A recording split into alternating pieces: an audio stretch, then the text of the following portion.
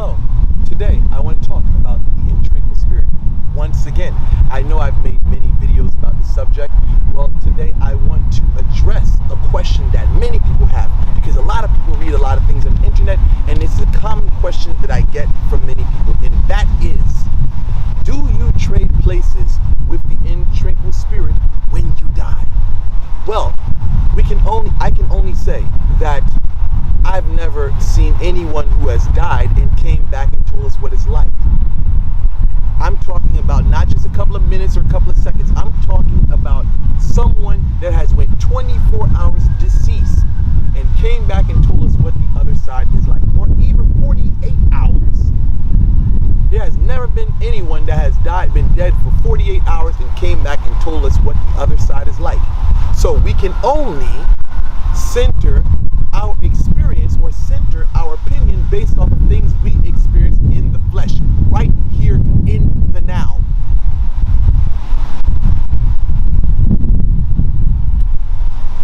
When you start getting into trading places with the Intraquil spirit when you make your transition to the other side, you have to understand that the only now, you have to understand that the now is here and the here is now. Where people get this, you trade places with the Intraquil spirit when you die, is from this here. And that is when you do the Intraquil spirit work, you trade places with your target. And this can lead into the understanding of selling an individual soul or selling a rival soul.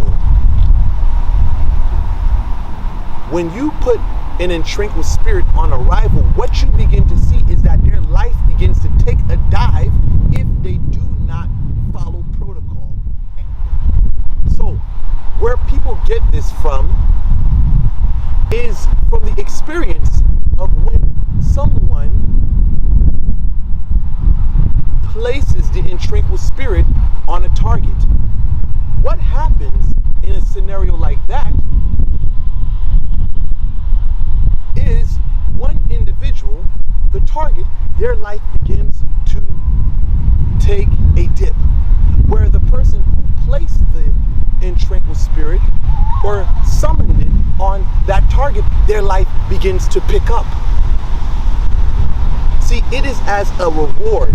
When an Intraquil spirit works for you, these people are lost, they're wandering, and they need someone, a companion, they need a friend. So now when you do for them, it is only natural for them to do for you. And again, some people can interpret this as you're selling a rival, and this is something that some people do, which is they may take a rival and they say, okay, have your fun with this rival, and that spirit begins to devour their life. And as that is transpiring, the person who called upon the spirit, their life begins to pick up. So now at work, now they're getting overtime, now they're getting more business coming in. See, something that was meant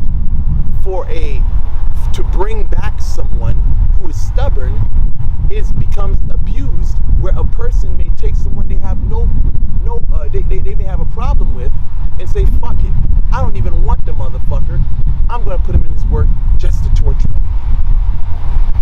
Now, for the person who is immature spiritually, who hasn't grown and developed, what they say, because they're seeing things in spirit, not in flesh, they begin to look at the energy and begin to say, this is the reality of when you die, this is what happens, because they're looking in spirit form. But what these people do not understand is that in spirit, you are living in a timeless reality. You are living in a realm, or you are in a realm that doesn't have a past or future. You are looking at something timeless without flesh. When you are in a timeless reality, you cannot put a past or future, because the ultimate reality of existence is that there is no such thing as time. We are all living in the present. What becomes the future becomes the present. When you're there, it is no longer the future, it is the present moment. So, for those who have fear with working with an intranquil spirit, it's merited. But don't be fearful because of because someone's lack of understanding or ignorance. So, with that said, I conclude this video. I hope this was very informative. Thank you guys for watching. Like, share, and subscribe.